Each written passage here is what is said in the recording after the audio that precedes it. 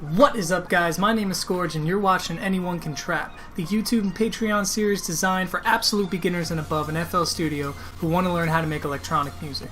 The goal of this series is for you to complete an entire trap song from start to finish while learning FL Studio along the way. And remember, if you want access to all of the presets and samples I use in this or any future tutorial, as well as early access to every single episode, all you gotta do is head over to my Patreon right here or click the link in the description, and for only $2 a month, you can get all of these items and much, much more. Alright, so without further ado, let's get into the next episode. Welcome back, producers. In this episode, we're finally going to be starting our bass line, and we're going to be going over arpeggios a little bit.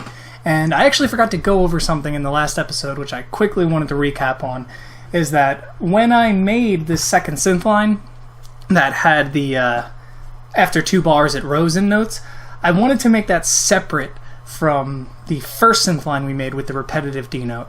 And the reason I didn't do that is because I didn't come up to the menu here. You click and you press Make Unique. And you'll notice this now says bell lead number 2. That's because I've already made that unique after the episode and fixed all that. So if you want, you can go back, fix that so they're not repeating every 4 bars, because we did want it to change every 4 bars, not be the same. Okay, so now we're going to get into arpeggios. So arpeggios are a series of notes that go along a scale up or down to make a synth line. And basically, I'll show you here, I have 3 different types of arpeggios. Now, you may have heard of arpeggios in a Porter Robinson song or a Madeon song. They use it a lot. It's kind of that progressive note that's like, you know, it's constantly in the background. It sounds like fluttery almost. And I have 3 examples here. They're not crazy different. They're all within the same scale, but they do show the different kinds of arpeggios and what you can achieve from that sound. Forgot my headphones. So I'm sorry if this episode's a little bit shorter than the other ones. It's Thanksgiving week, so things are a little hectic. Okay, perfect. So let's go back over these arpeggios and I'll show you what I'm talking about. So this is the first one. This is an ascending 1-bar arpeggio. It's a little fast, you can hear, but it has that kind of fluttery motion. Right? And now in the one in the middle here, it ascends and falls along the same scale. And then you'd have that repeat over and over again. You'll notice my last note here actually falls below the first note. It's the B note up here, just an octave below. Damn text messages. It's the B note, just an octave below here, and that's because if we were to start our arpeggio again, we would be repeating the same exact thing, instead of moving it all around and messing it up. Now our last one here is a descending arpeggio, and I made this one so that each note is only half a beat instead of a 4th beat as it is here. And this is just to show you that it doesn't have to be that fast. Of course, that doesn't define an arpeggio, but once it starts getting too slow, then it's not really even an arpeggio anymore. There we go. So that would be a half-beat arpeggio that descends. So we're going to start our arpeggio by coming into our channel rack, right-clicking on our FL keys and inserting like normal. We'll bring in another citrus. I always forget where it is. There it is. Now this time around, I am going to be using a preset that you can get if you pledge on my Patreon, just $2 a month, and all the presets and samples will be yours in this course. But there is a similar one somewhere in the presets. It's either under piano or pluck or something like that. But for now, I'm just going to bring in mine. Let's see, it's called Arpeggios because I'm clever. And we're just going to right-click here and come into the piano roll. And you know what? Ooh, I don't want these there, so I'm going to actually come back down to here. I don't want those there, so I'm going to delete my arpeggios as an example before, but I am going to copy in our scale into the 3rd pattern's FL keys. And this is just so we still have that reference we were using in the last episode. We come into our Arpeggios piano roll, our citrus, and now we're going to use this scale to make our first arpeggio for the song. And this is actually where I want to implement the first of challenges in this series. So challenges are basically when I have you guys pause the video, try to finish a certain sound yourself, and then come back, compare it to mine, and see how you did. Now just remember that there is no one perfect way to do it. This is just how I'm doing it and how I'm teaching you guys. So just kind of take the basis of what I'm doing, not exactly what I'm doing. So what I want you guys to make is a 4-note arpeggio that repeats every half of a bar and goes on for 2 bars. I know that might sound a little confusing, but using what we know about scales, beats, and everything we've learned in the past 2 episodes, I think you guys can do it. So pause the video now, give it your best shot, and then come back and we'll compare. Okay, welcome back, guys. So, like I said, I wanted it to be a 4-note arpeggio, and we know our scale is an F sharp minor melodic, right? No, F sharp minor harmonic. And that means that we'll probably be starting on our F sharp note. Now, I did say that I wanted it to repeat every half of a bar. So that means it repeats every time it reaches here, and it's only 4 notes. So that must mean that our notes are only half a beat instead of a quarter beat or a full beat. So this is the right size, and we'll just keep going with the scale. There we go. Let's see how that sounds. Perfect. And that's the beginning of our arpeggio now. You may have already figured this out using what I taught you in the last episode, but a very easy way to continue an arpeggio is to actually come over here and press Control A to select them all, and then Control C to copy them all, and then Control V to paste them. And then we drag that over, and we have this now. Now we have a full bar arpeggio that repeats every half of a bar. So again, if we Control A, and then Control C, Control V, we can drag both of these over again, and now we have a 2-bar arpeggio that repeats every half a bar. So let's listen back to that. Nice! That's what we're looking for. So let's come into our playlist and paste that beneath our 5th bar, where that starts, right after our 4th bar. Paste this twice. Okay.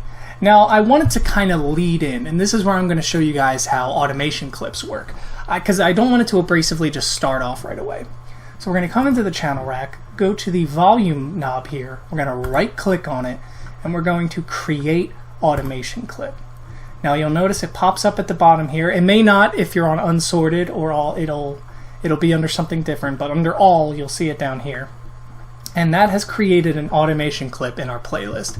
And this now controls our volume knob. So if I right click anywhere inside of this automation clip, it will create a dot that I can drag around. You know, you can literally do it anywhere, but I don't want that many. So I'm going to delete those by Control Alt Z to go back. So we just want this one, and I'm going to drag it down to about like 15-20%, maybe 16% sounds good. Won't even really be able to hear it, but it'll start building up. And then we're going to bring it all the way back up to 80%'s a little loud, so I'm going to do 68%. And let's see how that leads in. Drag this down. Okay.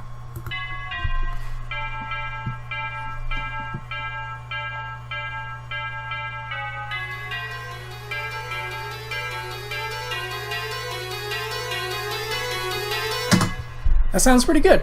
It's leading in pretty loud though compared to the bell. I think they're pretty different. So we're actually going to make this bell louder. And the way we're going to do that is using our mixer.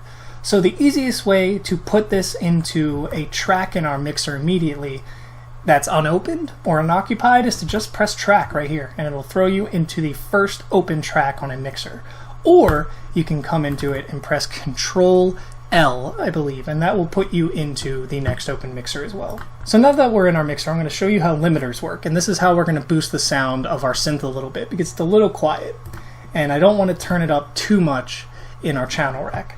So we're going to come into our bottom slot here, because that's usually where you want to work with a limiter. And we'll come up here to Fruity Limiter, click on that, and this is it. Now this is where we can make our sound louder or quieter, we can saturate it, we can compress it, we can change the attack, the release, anything like that, which as we go more and more throughout this course, I'll be teaching you each individual thing. But for now, we're just going to worry about the ceiling and the gain. So when we play our track, let's actually come into the bell lead channel, and then come into our mixer again, click on our limiter. Now, when we make sure we're in our pattern mode, and we press play, you can see the bells coming through the limiter. You don't have to have it in pattern mode, it can be playing through the song, but this just makes sure we're isolated. So now you can see it's playing through here, and it is a little bit quiet. This top line here is where our ceiling is. That's where it'll start cutting out our sound once it hits there. And that is controlled by this knob. So you'll notice if I play it, and I bring our ceiling down lower and lower, it gets quieter and quieter until nothing plays, because now our ceiling is all the way at 0. And as we bring it up, it comes up more. Now this is important because we can use our gain to make this louder. So we want to bring this up a little bit, but we don't want it to be too loud or spike at any point.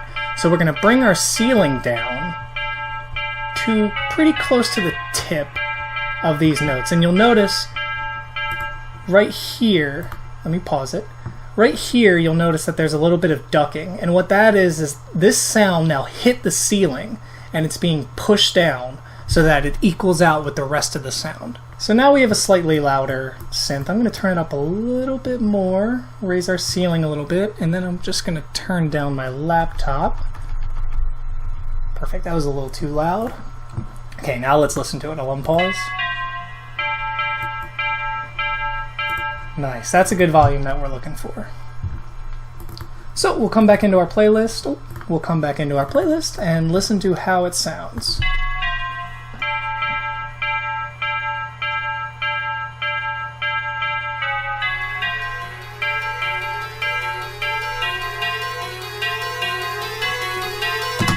Nice. You know what? I'm actually going to turn this down. I don't want to hear it at all when it comes in. I want it to be a slow build. And actually, I forgot to tell you, in between, you'll see these little notches in between your two major selections. And these actually control the shape of your line. So you can create kind of like a sine wave. So it slowly rises, you know, or it comes from nothing quickly into something. So I'm going to have it quiet for a little bit. So I'm going to drag this down just a little so it flattens out the beginning of that rise there. And let's hear that again coming in. So I'll click on this bar. Nice. That build-in is a lot better. It's not as abrasive. Now let me make sure my magnet... Oh, you see, I'm actually on technically an 8th step here. Or no, 1/4 step. That's right. So it's technically 1/8 or 1/16 of a beat almost, but let's stick to 1/4 of a beat because we don't want that much option to click around just yet. So now I'm quickly going to show you guys how to make a simple 808 bass. So we're going to come into our channel rack. We're going to come up here, right click, insert, and we're going to use a 3x oscillator. And it literally is what it's called. There are 3 oscillators, and oscillators basically create these sound waves. Now it starts out with a sine wave, which is what we'll be using for our bass line. Now sine waves are more of like a beeping sound, and as the lines get sharper and sharper they get more crunchy. So you'll notice if I play this, it's very soft. It's just like a beeping soft noise. But if I make this harsher and harsher, you can see it starts getting more buzzy, and as I go down, less and less buzzy. And that's the basic idea of how synth works in sound design. That's a very base idea. And for bass, now with bass, we'll be using a sine wave. And we're only going to need one. So you're going to take this coarse volume right here. Oh, that's the pitch actually. Come over here to the mix level. That's where it is. They changed up the oscillator from the last version. But on the far right here is your volume. We're going to make sure both of these oscillators, the 2 and 3, are turned down all the way. Because we don't want to hear them. We just want to hear that first oscillator, which now you can hear is just like a steady beeping noise. And the way we can make this even easier is we're going to take our coarse pitch down to 0. So now you can hear when we hit our notes on the 5 scale, starting to get there. And that's actually something very important I think I should teach you guys, because no one ever really taught me that growing up. So I always thought bass was bass, but it's not true. Bass has a pitch to it, it has a frequency to it, and it has to match the rest of your song. If it doesn't match up with the rest of your song, you're going to have a lot of clashing, you'll have some frequency come through probably, problems. And no one taught me this at the beginning, so sometimes I would just throw an 808 under my song, not realize what pitch it is, and then it sounds like crap and it's clashing with my songs and I have no idea why.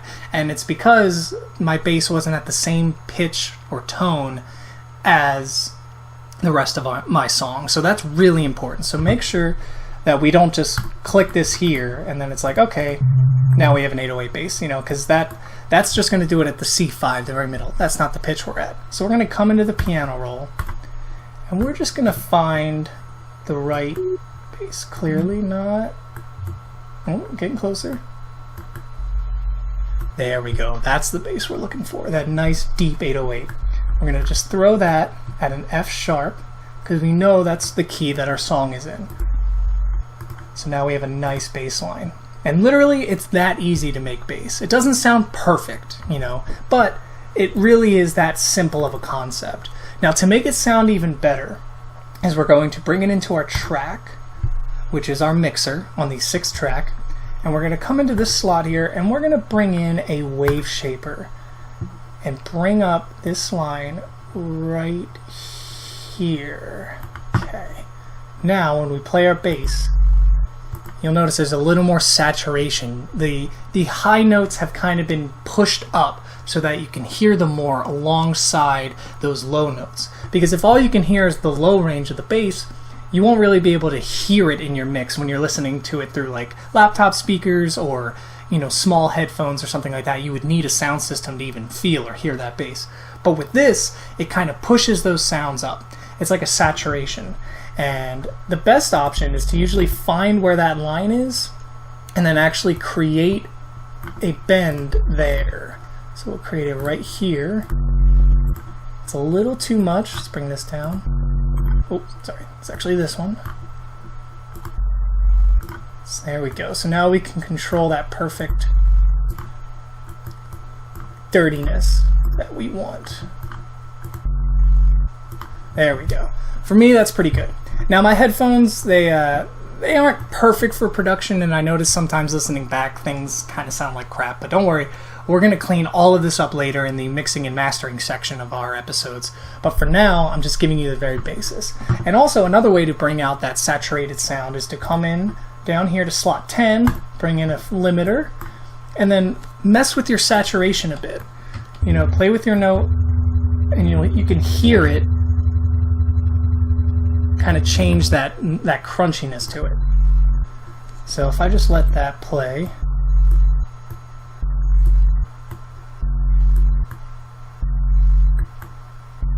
so you can hear the difference.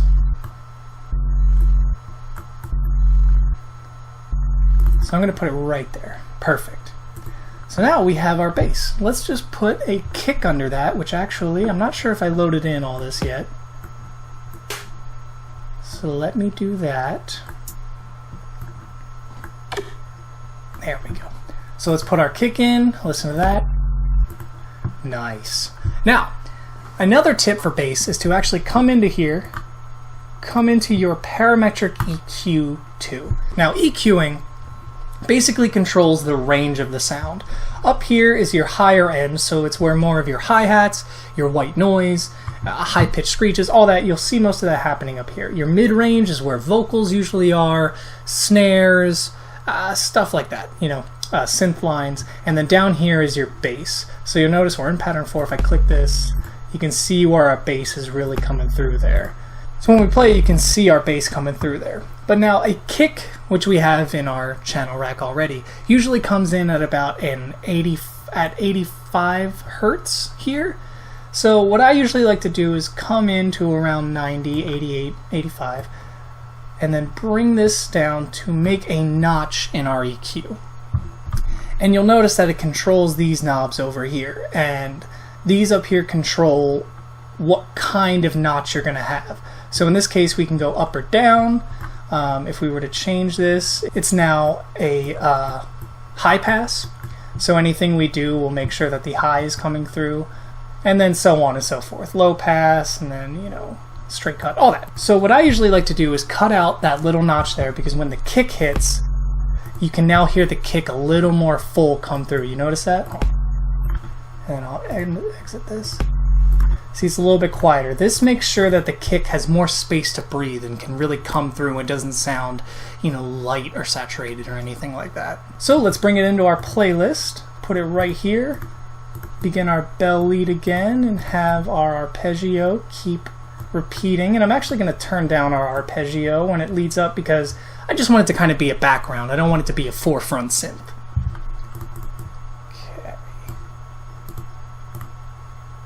Let's hear our song so far.